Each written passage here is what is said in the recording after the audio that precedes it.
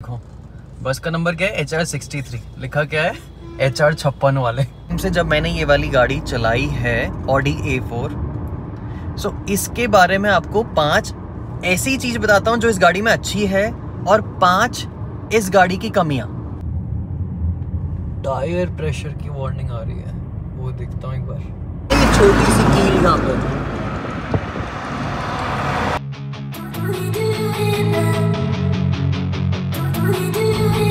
सामने कितना सुंदर सनसेट दिखाई दे रहा है ना। जितना अच्छा आंखों से दिखता है कई बार कैमरे में भी उतना ही अच्छा या उसके अलग लेवल का अच्छा दिखाई देने लग जाता है। अभी टाइम हो रहा है एग्जैक्टली 4:45, नए दिन की शुरुआत, नए ब्लॉग की शुरुआत। ये शुरुआत करी है हमने फैक्ट्री के पास। जो लोग नए हैं उनको बता देता हूँ, हमारी फैक्ट्री नीमराना में है एंड मेरा नाम प्रतीक सिंह तंवर है। इस चैनल पे हम लाते हैं आपके लिए ट्रैवल व्लॉग्स। सो आज का दिन, आज का एजेंडा है कि इस समय मैं निकला हूँ यहाँ से जयपुर के लिए।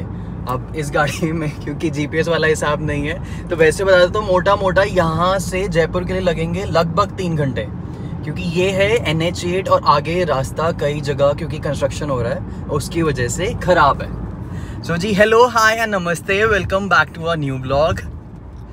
पिछले वीकेंड भी कहीं नहीं गया इसलिए कुछ नहीं, और इस बार का तो ऐसा है कि आज जा रहा हूँ जयपुर दोस्त की शादी में, उसके बाद कल परसों, मतलब ऐसा ऑक्यूपाइड वाला इवेंट है पूरा कि 2 दिन तो शादी वाला हिसाब हो गया। उसके बाद संडे की मैंने बुकिंग कर रखी थी रणथंभौर की, आज से नहीं लगभग 1-1.5 महीने पहले इस बार, क्योंकि लास्ट टाइम जब मैं रणथंभौर गया था वहाँ की टिकट्स इजीली मिल गई थी क्योंकि वो ऑफ सीजन था। बट इस बार पीक सीजन की वजह से कुछ भी नहीं है, और बुकिंग और स्लॉट्स वगैरह ऐसा हुआ है कि उस स्लॉट मैंने कराया था संडे सुबह का, क्योंकि वही अवेलेबल था। जिस जोन में, अच्छे वाले जोन में मेरे को, अब अच्छे जोन की कोई डेफिनेशन नहीं है, वो जो लास्ट टाइम वाला जो मैंने जोन किया था वो जोन 6 था जिसको बफर जोन कहते हैं, तो वहाँ पे एक्टिविटीज कम होती है and possibilities and chances tiger sighting की कम होती है।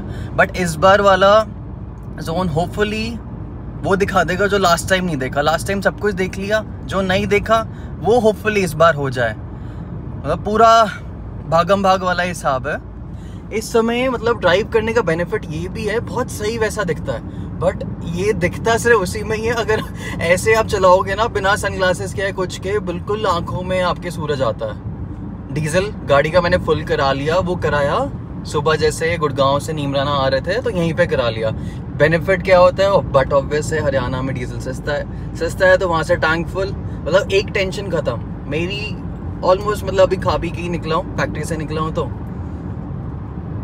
सो चलते हैं आगे की तरफ। आगे मेरे को पता थोड़ी सी दूर जाके लेफ्ट साइड में पुलिस वाले खड़े होंगे। ये देखो, जैसे मैं आपको कंस्ट्रक्शन के बारे में बता रहा था ना, इस समय बट ऑब्वियस है, अगर आप ट्रैवल कर चुके हैं आपको पता होगा, नहीं है तो मैं बता देता हूँ। पूरा रास्ता ऐसे खराब सा है, और ये खराब सा रास्ता देखने में, चलो एक चीज की वो है कि बेनिफिट है कि सर्विस लेन अच्छी बन गई है, और ये करने से पहले सर्विस लाइन उन्होंने बना दी। अदरवाइज क्या होता है, जैसे मामा जी जब जा रहे हैं जयपुर जाते हैं, बाइक से जाते हैं, इतनी धूल मिट्टी वाला हिसाब हो जाता है कि क्या कहने, मतलब आना जाना दोनों तरफ उनका वैसा होता है, बहुत ज्यादा धूल मिट्टी उड़ती है इस चक्कर में। होपफुली जल्दी से ही कंस्ट्रक्शन वाला काम खत्म हो जाए तो ये जो 3 घंटे वाला जो टाइमिंग है दिखा रहा है ट्रैवल का, वो कम हो जाएगा। क्योंकि अगर मैं गुड़गांव से जाता तो गुड़गांव से मैं होके जाता मुंबई एक्सप्रेसवे वाले रास्ते से, वो सही है, दौसा की तरफ वहाँ पे उतरता है, उसके बाद का थोड़ा बहुत सिटी तक का ट्रैफिक होगा। बट यहाँ पे तो क्या है कि ऑन एंड ऑफ आपको बीच में पैचेस ऐसे मिलेंगे, ऊपर से गाड़ी भी ऐसी है ऊंची वाली होती है, तो थोड़ा बहुत फिर भी मैं कई बार टाइम बचा लेता हूँ इधर उधर करके। बट इसमें तो रोड पे चलाना ही खतरनाक है। मतलब रोड भी ऐसी है कि अभी ढूंढना पड़ता है कहाँ रोड कहाँ गड्ढे, ऐसे ऐसे दिख के चलाओ।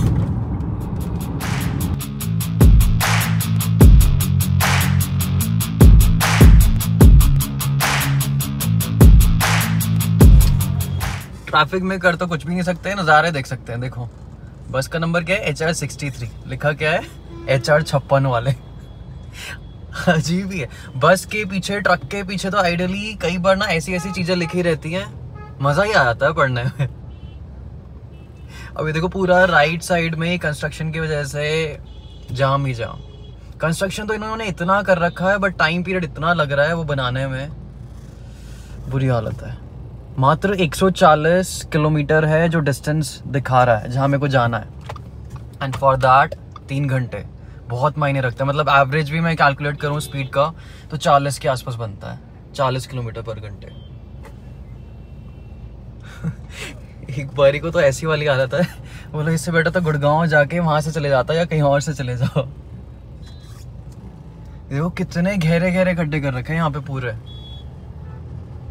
अभी बहुत टाइम लगेगा बनने में, जिस हिसाब से इनकी स्पीड है और जिस हिसाब से ये काम कर रहे हैं, बहुत टाइम लगेगा।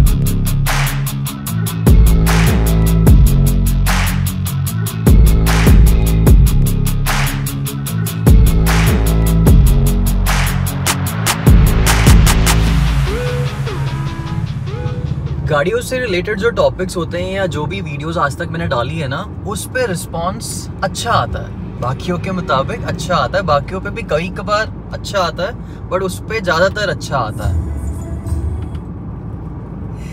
सो बेसिकली मैं यही सोच रहा था कि इतने टाइम से जब मैंने ये वाली गाड़ी चलाई है ऑडी A4, सो इसके बारे में आपको 5 ऐसी चीज बताता हूँ जो इस गाड़ी में अच्छी है और 5 इस गाड़ी की कमियां, ताकि अगर आप पुरानी गाड़ी में ऑडी को कंसिडर कर रहे हो तो आप उन फैक्टर्स को कंसिडर करके उसे कंसिडर कर सकते हो या फिर नहीं कर सकते, that is up to you.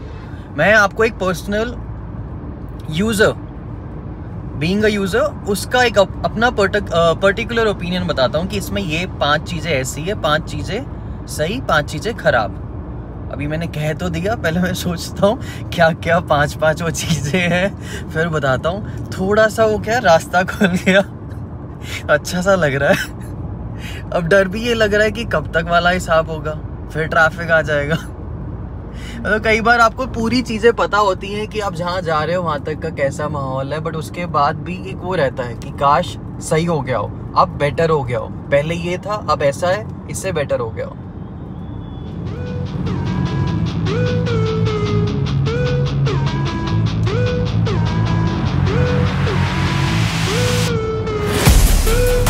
अच्छी चीजें बताने से पहले सबसे पहले बिगिन करता हूँ 5 ऐसी चीजें बता के जो मेरे को लगता है कि इसमें कमी है या अच्छी नहीं है बाकियों के कंपैरिजन में। पहली और सबसे इम्पोर्टेंट वो ये है कि जैसे ये गाड़ी 2015 मॉडल है, तो हो सकता है कि इतने साल हो गए, 8 साल हो गए इस वजह से या किसी और रीजन की वजह से, जैसे ये जो प्लास्टिक्स हैं, ये जो हार्ड प्लास्टिक्स है ना, जैसे ये आवाज आ रही है इसमें, ये बचते रहते हैं। फॉर एग्जाम्पल अगर जैसे रोड अच्छी है तो कोई आवाज नहीं आएगी गाड़ी में, जैसे ही थोड़ी बहुत भी अनइवन रोड आई तो इसमें कहीं ना कहीं से आपके डोर में से, प्लास्टिक्स में से चूं चूं चूं चूं आवाजें आती रहती हैं, जिसका कोई सोल्यूशन भी नहीं है। मतलब आप चाह के भी इसमें कुछ नहीं करा सकते अनटिल अनलेस आप बहुत ही ज्यादा कीड़े वाले हो कि इसको बदलवाओगे, पैसा लगाओगे। That is illogical. मतलब एक हद तक कि आप किसी चीज पे पैसा लगाओगे तो ठीक है, अदरवाइज तो वेस्ट ऑफ मनी है वो। दूसरी, अब ये कहने को तो 4 सीटर है, बट अगर पीछे वाली सीट की बात करें तो अगर जैसे मैंने ये सीट पीछे करके रखी हुई है या ये वाली सीट पीछे है, तो जो पीछे स्पेस मिलेगा पीछे बैठने वाले को, दैट इज नॉट सफिशिएंट। आप अगर लॉन्ग रोड पे जा रहे हो, ये मैटर नहीं करता कि आपकी हाइट ज्यादा है कम है, एक जनरल आपको लेग स्पेस तो हर किसी को चाहिए। अगर वो नहीं मिलता तो फिर वो ना प्रॉब्लमेटिक हो जाता है कि आप ना कंफर्टेबली बैठ नहीं सकते। फिर आप अगर तो आपको हैबिट है चलाने की, तो या तो आप ये वाली पोजीशन प्रेफर करोगे या बगल वाली सीट पे थोड़े टाइम के बाद बैठना प्रेफर करोगे, क्योंकि आपके ना पैर दर्द करने लग जाएंगे। पहली हो गई, दूसरी हो गई, हाँ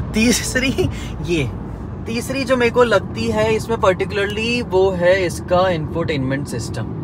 यहाँ पे कुछ भी नहीं है। ये वाला जो मॉडल था वो है S+, जो उसमें मॉडल आता था, इससे ऊपर आता था एक टेक्नोलॉजी वेरिएंट में यहाँ पे एक स्क्रीन आ गई थी, या उसमें शायद नेविगेशन सिस्टम था और यहाँ से एक MMD को यूज करने के लिए नॉब भी आती थी।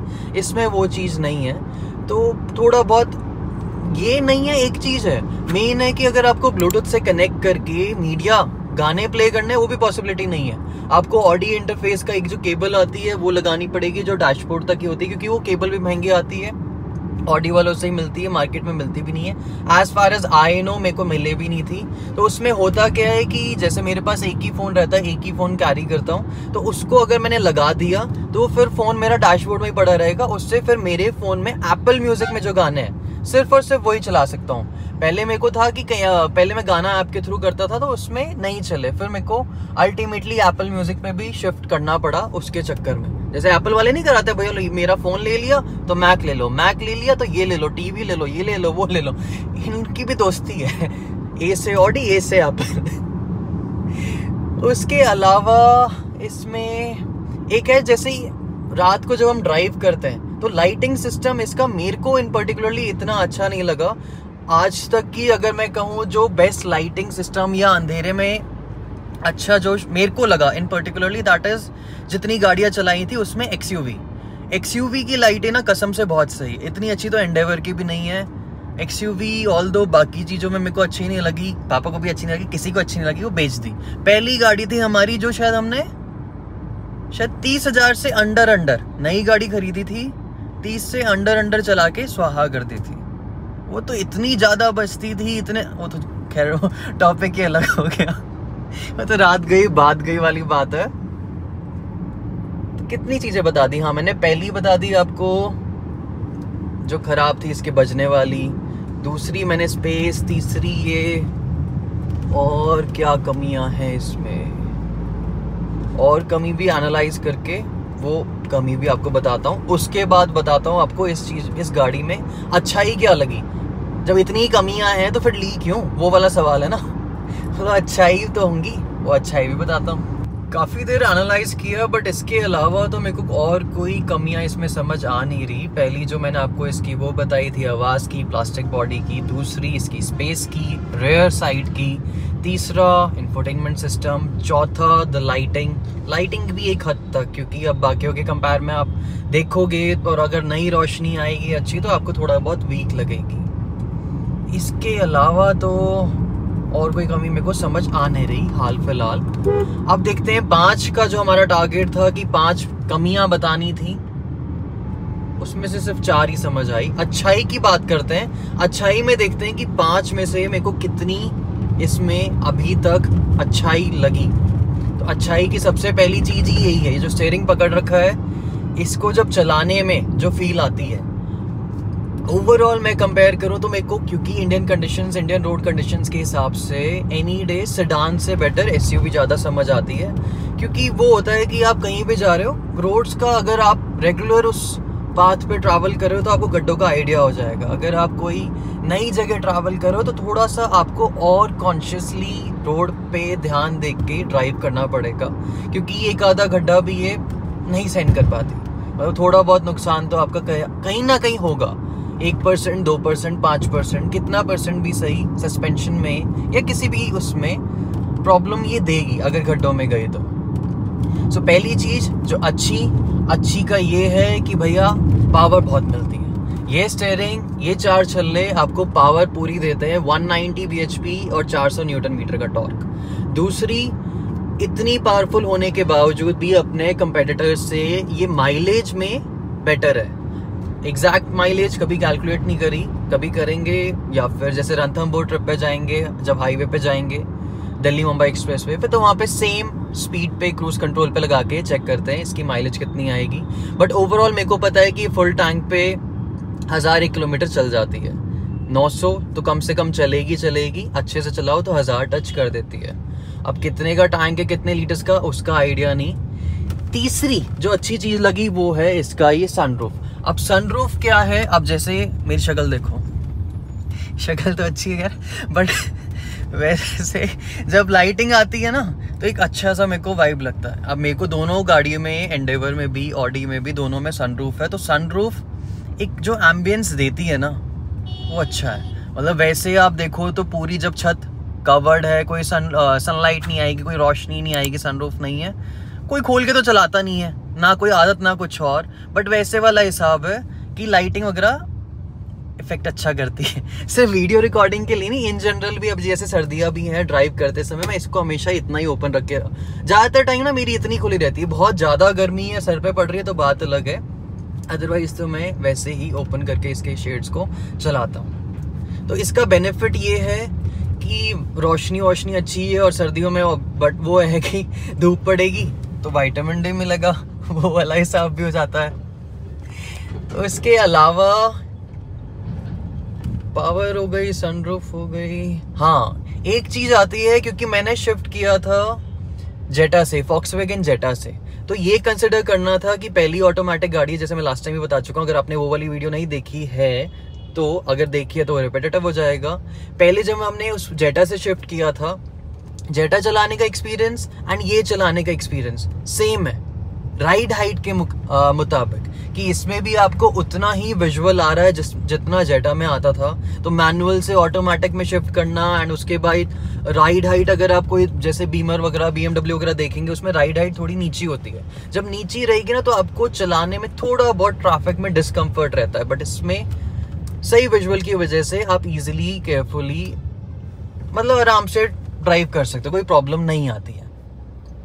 उसके बाद आ जाते हैं चौथी चीज पे। चौथी चीज थी, जब हमने ये गाड़ी ली थी उस दौरान ना इसका म्यूजिक सिस्टम अच्छा था, बट अभी क्या हुआ इसका रीजन नहीं पता। जब से बैटरी बदलवाई है या ये पर्टिकुलरली नॉलेज मेरे उसमें आई है, जैसे हाल फिलहाल में जब ऑडी के वर्कशॉप पे गए थे, उन्होंने बताया कि जैसे अगर आप बैटरी भी बदलवा रहे हैं, और बैटरी अगर आपने बाहर से बदलवाई, इवन तो हमने सेम रेटिंग की बदलवाई, सारी चीज कराई थी, बट उसके बाद भी क्या था, छोटी मोटी चीजें इसमें आई थी। एक आधी चीज थी, जैसे कोई फ्यूज उड़ गया एक बार। उसके बाद जब मैंने उनकी वर्कशॉप पे चेक कराई ऑडी में रिसेंटली जब गई थी, मेरे को ये बताया गया कि इसके जो पीछे वाले स्पीकर्स हैं वो भी काम नहीं कर रहे। अब क्योंकि पापा रहते हैं और मेरे को भी इतना कोई लाउड म्यूजिक वाला हिसाब नहीं है, नॉर्मली इसमें कितना 5, 6, 7, 8 के आसपास इतना ही मैं रखता हूँ, उसमें नॉर्मल एक वो आती है। बट वैसे थोड़ा सा भी ऊपर आप करोगे, उसके वॉल्यूम अप करोगे, तो आपको पता चलेगा वो प्रॉब्लम कर रहे हैं। बट जब नई आई थी तो इसका म्यूजिक सिस्टम अच्छा था, उसमें कोई इशू नहीं लगा। म्यूजिक सिस्टम, हाँ एक कमी और याद आई मेरे को, वो लोग 5 का टारगेट था ना। अब होता क्या है, जैसे मेरे को क्या हैबिट है अभी, जैसे ये ड्राइविंग जो मेरा पोस्चर है ना, कि मैं ऐसे पूरा स्ट्रेच है मेरा हैंड, इस हिसाब से मैं चलाता हूँ, और सीट्स भी मेरी प्रॉपरली सेट है। तो अगर पापा ने चलाई फॉर एग्जांपल, या मम्मी ने चलाई गाड़ी, तो ये सीट आगे आ जाएगी। अब फिर मेरे को ना मेरी ये वाली पोजीशन, जो अब मैं कंफर्टेबल हो गया जिस पोजीशन पे चलाने में, इस पोजीशन में मैं ट्रैफिक में भी चला सकता हूँ, हाईवे में भी चला सकता हूँ, तो ये कंफर्ट मेरे लिए बहुत सही है। बट जैसे ये पोजीशन चेंज हो जाएगी ना, मेरे को इन पर्टिकुलरली बहुत टाइम लगता है ये वाली पोजीशन वापस लाने में। तो अगर इस गाड़ी में मेमोरी सीट्स होती तो बहुत सही रहता। और मेमोरी सीट्स में क्या बेनिफिट होता है, 4-5 मेमोरी, 4-5 नहीं, कम से कम 3 तो होते ही हैं हर गाड़ी में। 3 फंक्शंस होते हैं, आपने वो दबाया, आपका ये सारा कुछ, कोई स्टीयरिंग तो छेड़ता नहीं है खैर, बट सीट की पोजीशन उतनी आ जाती है। और सीट की पोजीशन आने से ना आपका कंट्रोल वापस से उतने लेवल का चला जाता है जितना वो है। चलो 5 का टारगेट पूरा हुआ। अच्छाई में ज़्यादा और कुछ वो था नहीं, क्योंकि हमने कंपेयर किया था तो चलाने में ये बेटर लगी थी फ्रंट व्हील ड्राइव होने की वजह से। तो पावर मैंने आपको बता दी, सनरूफ मैंने बता दिया, इंफोटेनमेंट सिस्टम, सिर्फ म्यूजिक की बात कर रहा हूँ, उसमें इंफोटेनमेंट में खराबी भी है तो अच्छाई भी है। म्यूजिक सिस्टम की बात कर रहा हूँ तो वो अच्छा था इसमें। चौथा, अब आइडियली हमने 2 लोगों ने ही चलाना होता है, तो 2 के हिसाब से वैसे सही है, इसमें बूट स्पेस अच्छा मिल जाता है। और ग्राउंड क्लियरेंस की मैं बात करूं तो ग्राउंड क्लियरेंस में आज तक मेरे को कोई ऐसी प्रॉब्लम नहीं आई कि नीचे से ये अड़ रही है या ऐसा कोई इश्यू आ रहा है। जेटा की थोड़ी बहुत इससे ग्राउंड क्लियरेंस बेटर थी, बट BMW की ग्राउंड क्लियरेंस में वो और नीची थी। तो नीची गाड़ी को जब आप चलाओगे और कहीं जैसे मान लो आपको कहीं फॉर एग्जाम्पल जैसे हम ही गए कहीं भिवाड़ी साइड चले गए या कहीं ऐसी जगह चले गए जहाँ पे ब्रेकर इतने दिमाग से बनाए हुए हैं ना, तो वहाँ गाड़ी नीचे हल्की सी टच होती है। बट इसमें ग्राउंड क्लियरेंस सही होने की वजह से वैसी कोई प्रॉब्लम नहीं आई। उसके बाद मेन चीज है 5वीं जो सबसे इम्पोर्टेंट थी, वो ये थी, अगर आप ऑडी, BMW और मर्सिडीज इन तीनों में कंपेयर करो सर्विसिंग की, तो as far as I know, as far as I have heard, Audi की सर्विस सबसे आपको चीपर मिलेगी। उसके बाद आती है BMW एंड मर्सिडीज, इनका मेरे को इतना आइडिया नहीं है, बट ऑडी की इन तीनों के कंपैरिजन में सस्ती है।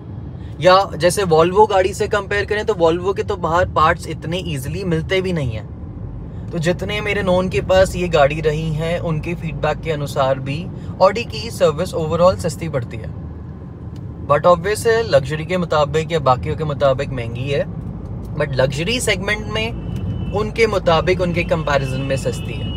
अगर आपके पास भी ऑडी या कोई लग्जरी गाड़ी है और आपके पास भी कोई और इनपुट है बताने को कि कौन सा इसमें आपको क्या बेनिफिट लगा, क्या प्लस लगा, क्या माइनस लगा, आप भी कमेंट में बता सकते हैं। क्योंकि इसमें बेनिफिट क्या होता है, जब मैं सर्च कर रहा था पुरानी गाड़ी तो मेरे को एक वैसा वाला कंपैरिजन जो मैं ढूंढ रहा था ऑडी और BMW का कि यार ये लूं कि ये लूं, ये लूं कि ये लूं। फिर एक सर है जानने वाले, उन्होंने यही बोला था कि देखो मेरे पास दोनों है, दोनों को मैं रेगुलरली चलाता हूँ, डेली चलाता हूँ और सेम उसमें चलाता हूँ। सिटी में भी चलाई है मैंने, ट्रैफिक में भी चलाई है, तो मेरे हिसाब से मेरे को जो लगी है बेटर, उन्होंने कहा था कि ऑडी।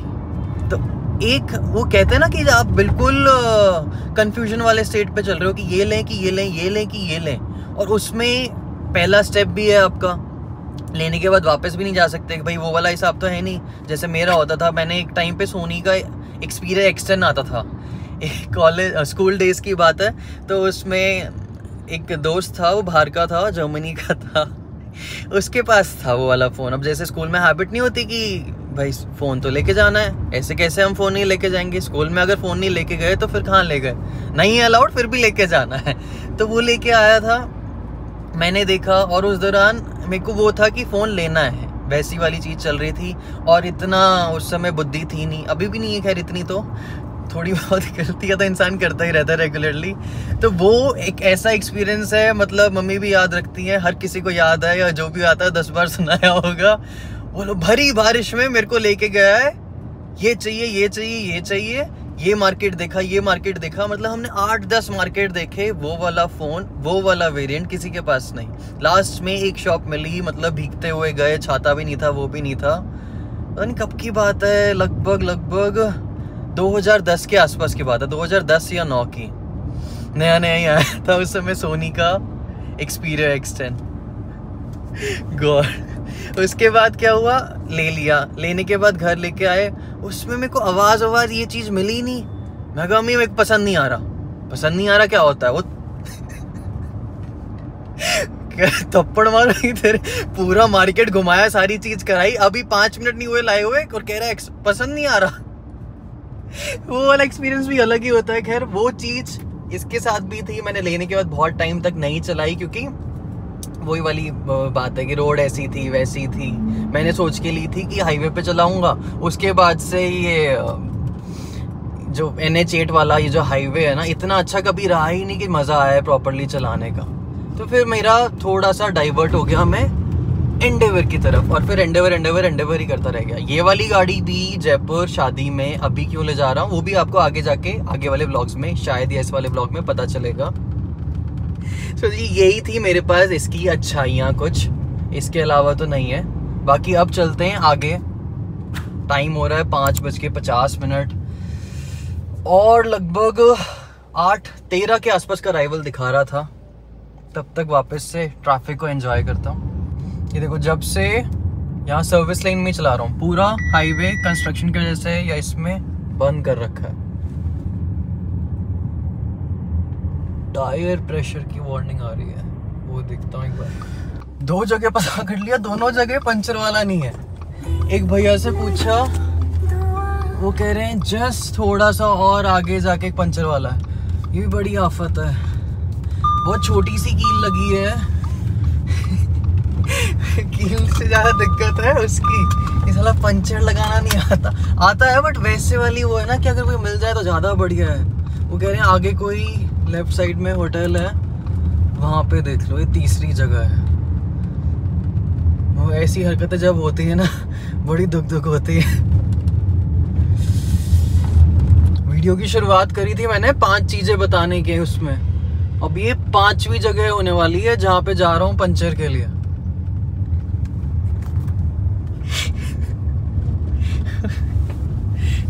कसम से हंसी भी आ रही है और अजीब सा भी लग रहा है। अब इसमें क्या है कि सब ये कमियां बताता हूँ। इसमें क्या है कि ये नहीं दिखा रहा कि हवा कितनी है, ये बता रहा है कि कम है भैया, चेक करा ले। चलो ये बता रहा है, यही बहुत बड़ी बात है। कईयों में तो ये भी नहीं होता। अब नहीं होता ऐसे तो क्या है, पंचर वाला भी नहीं है। जब मिला वो कहता भैया मेरे पास ट्यूबलेस का पंचर नहीं है। ट्यूबलेस का पंचर तो सबसे आसान होता है। ये तो पंचर किट खरीदनी पड़ेगी मेरे को, या फिर दुकान लगानी पड़ेगी यहाँ कहीं। अच्छा बिजनेस है। उम्मीद भी ना सबसे खराब चीज होती है। इतने टाइम से जितने भैया मिले सब मेरे को कह रहे थे कि आगे आगे आगे आगे। जिनके पास मैं जाता उम्मीद से कि भैया पंचर है, नहीं ट्यूबलेस का नहीं, इसका नहीं, उसका नहीं, आगे आगे करते करते इतना आगे आगे, फिर जाके एक भैया मिले। अब होपफुली वो पंचर लगा देंगे। उसके बाद जाके जयपुर में मॉर्निंग में चेक करा लूंगा तसल्ली से। सिर्फ एक ही दिखाई दे रही है ये छोटी सी कील यहाँ पे।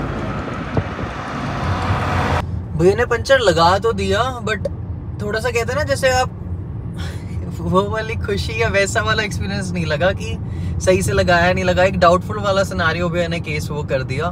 प्लस जो हवा भी भरी है वो नॉर्मल उसमें भरी है। मेरी आदत ऐसी ही रहती है कि मैं सभी में चारों टायर में नाइट्रोजन फिलअप रखता हूँ, बट यहाँ पे नॉर्मल उसमें ये पहली बात तो पंचर लग जाए वो गनीमत है। पंचर लग गया तो ये है कि पंचर क्योंकि हाईवे पे लगाया तो कोई ना पानी से चेक करना ना कुछ और। जो कील दिख रही थी उस समय वो वाली कील निकाल के देन पंचर उसमें लगा दिया। अब आगे जाके कोई पेट्रोल पंप वगैरह कुछ आता है तो वहां पे अगर फैसिलिटी हुई या तो इसकी नाइट्रोजन की तो वो भरवा लूंगा ताकि ईज ऑफ माइंड रहे। क्योंकि वही वाली बात है ना, रास्ता लंबा है। फालतू वाले बछड़े में पड़ना नहीं है, इजिली शांति से चले जाऊं वो बहुत बढ़िया।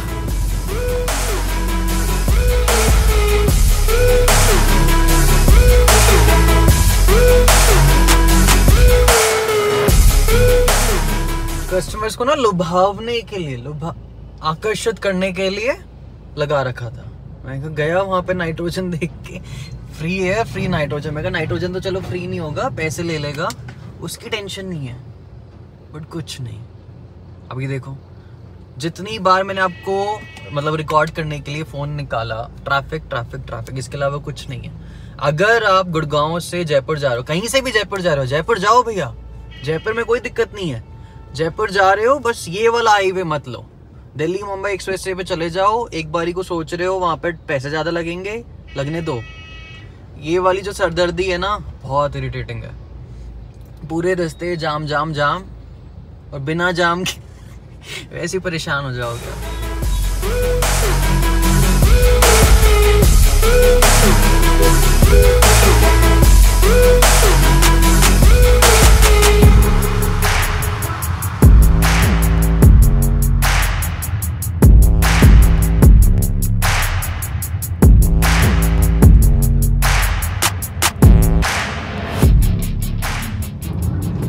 यहाँ से दो रास्ते जाते हैं, लेफ्ट साइड है वो है जैसे दिखाई दे रहा है जयपुर बाईपास, एंड ये स्ट्रेट जयपुर सिटी होते हुए।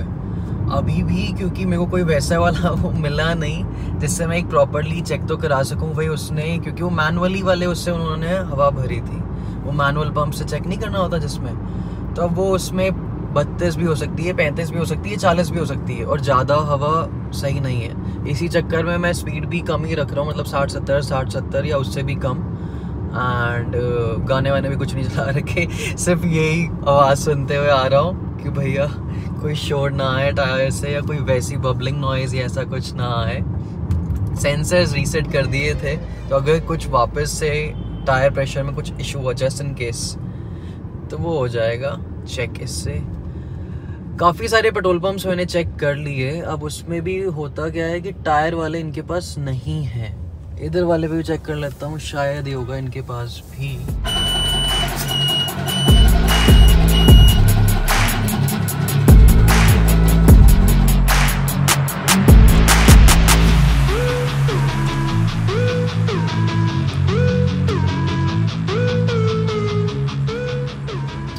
टाइम हो रहा है 7:57। टाइम हो रहा है क्यों बता रहा हूँ, टाइम तो हो रहा है बट एक्चुअली जैसे ये जो एंटर किया था ना, जो बाईपास वाला जो रास्ता आता है, बाईपास वाला रास्ता एंटर करते ही जो पहला पेट्रोल पंप आया, जैसे मैंने लास्ट क्लिप में दिखाया, वहां गया। मैं एक्सपेक्ट सिर्फ इतना कर रहा था कि होपफुली, क्योंकि वहां पे इंसान खड़े हैं, भैया खड़े थे, 2 लोग खड़े थे, कि एयर तो मिल जाएगी। बट वो सोने पे सुहागा वाली बात हो गई। एयर भी थी प्लस नाइट्रोजन भी थी। नाइट्रोजन का फिर क्या होता है, कई बार अगर आप वैसे भरवाते हैं तो चार्जेस अपने मन अनुसार मानते हैं। जैसे भाई इसके एक टायर के 50 रुपए लूंगा, इसके इतने लूंगा। यूजुअली मैं जैसे वहां पे करता हूँ, गुड़गांव में करता हूँ, तो 150 रुपए का या 100 रुपए का पास बनता है, 2 महीने चलता है। तो ऐसा ही कुछ सभी का रहता है। बट यहाँ पे क्या बेनिफिट हुआ, इन्होंने बोला भैया ने कि 40 रुपए में मैं कर दूंगा। कोई नखरे नहीं, कुछ नहीं, बहुत स्वीट थे। 40 में भी वो वाला टायर जो पंचर था, जो मेरे को लगा पंचर, क्योंकि बाकी की सबकी मैंने चेक करा ली तो सिर्फ और सिर्फ वही पंचर था। बाकी सब में 32 हवा थी, 32 PSI, तो वो सब में 31-32 उतनी ही मिली। ऑल्सो वो चीज भी कि वहां पे पूरा टायर खाली करके, जैसे नाइट्रोजन का इन पर्टिकुलरली क्या होता है कि एयर नहीं होनी चाहिए, तो एयर पूरी निकाल के डिस्चार्ज करके देन प्रॉपर्ली उन्होंने फिल किया। अब मैंने टाइम का क्यों कहा, टाइम इसलिए क्योंकि यहाँ पे इनकी शिफ्ट, मैंने इनसे पूछा वैसे ही, मैंने कहा भैया पूरी रात भर रहोगे? कह रहे नहीं, सिर्फ और सिर्फ 8 बजे तक का वो होता है। और मैं कितने बजे पहुंचा था, लगभग 7:50 या 55 के आसपास। वो तो किस्मत वाली बात है कि कई बार किस्मत से कई चीजें खराब हो जाती हैं, तो खराब को सही होने के लिए भी ऑटोमेटिकली वो ऐसी सही होती है कि क्या कहना है। अब ये कि कम से कम रास्ता भी मेरे को पता है, सिटी में एंटर कर गया। इसी वजह से सिटी में एंटर किया था मैंने कि हाईवे में जाऊंगा तो गड़बड़ हो जाएगी, कि वहां पे चांसेस हैं कि कुछ भी नहीं मिलेगा। यहाँ कम से कम कुछ तो होगा। अब कुछ सही, 8 बज गए, 9 बजे के आसपास डेस्टिनेशन पे पहुंचेंगे। अब आगे चलते हैं। अब वो टेंशन खत्म, बस सिर्फ और सिर्फ एक चीज रह गई है, वो भी मॉर्निंग में। वो होता है ना कि कई लोग बिल्कुल पैनिकी वाले, तो वो वाला हिसाब है मेरा। क्योंकि एक बार पूरी तसल्ली से चेक कराऊंगा, तो जो पंचर भी उन्होंने लगाया सिर्फ मॉर्निंग में एक बार वो चेक करा लूं तो एक तसल्ली रहेगी। क्योंकि कोई भी इफ एंड बट नहीं रहना चाहिए। गाड़ी मस्त तो हम स्वस्थ।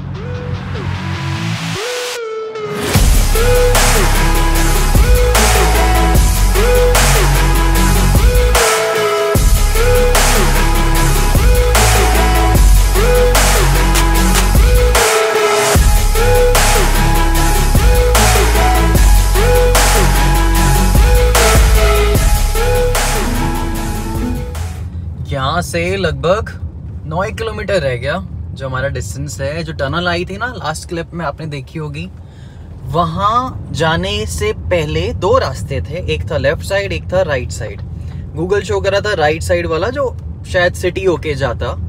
ये तो थोड़ा सा भारों की तरफ आ गया, मतलब उस तरफ से अगर मैं हाईवे टू हाईवे रहता उस पे तो वो दौसा निकलता। ये थोड़ा सा हल्का सा यूटर्न लेके अजमेर की तरफ ये दिखा रहा है। मेरा तो यहाँ से थोड़ा सा डिस्टेंस रह गया। बट मेन चीज है, गूगल ने बोला कि भाई लो यहाँ से जाओ या वहां से जाओ, किलोमीटर्स पड़ेंगे सेम, बट यहाँ टाइम भी लगेगा। सॉरी, किलोमीटर्स का नहीं, टाइम लगेगा सेम, बट यहाँ पे 75 रुपए का टोल है। मैं कहा कोई नहीं, वो लोग 75 रुपए का टोल देंगे लेकिन जाएंगे यहीं से। क्यों? क्योंकि अब तो सरकार बदल गई ना। बोलो अब तो अच्छी वाली सरकार आ गई, तो इस सरकार को पैसे देंगे तो फायदा ही है। क्योंकि भाई जो आज मैंने 3 घंटे में 114 किलोमीटर करे हैं, होता क्या था, फैक्ट्री से गुड़गांव का जो टाइम लगता था या दिखाता था वो कंपैरेटिवली ज्यादा होता था एज कंपेयर टू फैक्ट्री से जयपुर का रास्ता। और आज की रेट में सोच लो 3 घंटे में आया हूँ, 1.5 घंटे में गुड़गांव होता हूँ। भैया नई सरकार आ गई, ये कुछ करेगी, कोई तो सुनेगा। पुरानी वाली ने सुना नहीं तो हमने पुरानी को चुना नहीं। ये वाला भी सही था, मेरा कोई हाथ नहीं है इसमें। खैर मतलब गुड़गांव वाला हूँ, बट पुरानी ने हमें सुना नहीं, इसलिए हमने पुरानी को चुना नहीं। ये बढ़िया। ऑलमोस्ट 1-2 मिनट की डेस्टिनेशन रह गई है। थकान सॉलिड वाली हो रही है। ये दिखाता हूँ आपको, जैसे इसमें दिखा रहा ना 880 किलोमीटर्स, एंड कितने कर लिया 169। अब देखो 880 प्लस मोटा मोटा 170, इतना तो ये अभी दिखा रही है। अगर इसको और प्रॉपर तरीके से मैं चलाऊं और सही से वो करूं, खैर तरीके से चलाया था, बट एक कांस्टेंट स्पीड पे, तो ये माइलेज तो बहुत सॉलिड देती है। माइलेज से याद आया, चलते चलते ना जयपुर में एक ऐसी हैबिट हो जाती है, आप चल रहे हो, बगल में भी देख रहे हो ऑटो वाले, बाइक वाले सारे चले जा रहे हैं, कोई रुक नहीं रहा। तो एक जस्ट इससे पहले एक रेड लाइट थी, वो रेड लाइट भी ऐसे ही, जहां वो ऑटो है ना अभी बहुत दूर, वो एक बीच में गोल चक्कर के उस तरफ वहां पे रेड लाइट लगा रखी है, मतलब दिखाई ना दे किसी को। और क्योंकि आप कह रहे हैं ना उसमें चल रहे हो, फ्लो में चल रहे हो, पता ही नहीं चलता।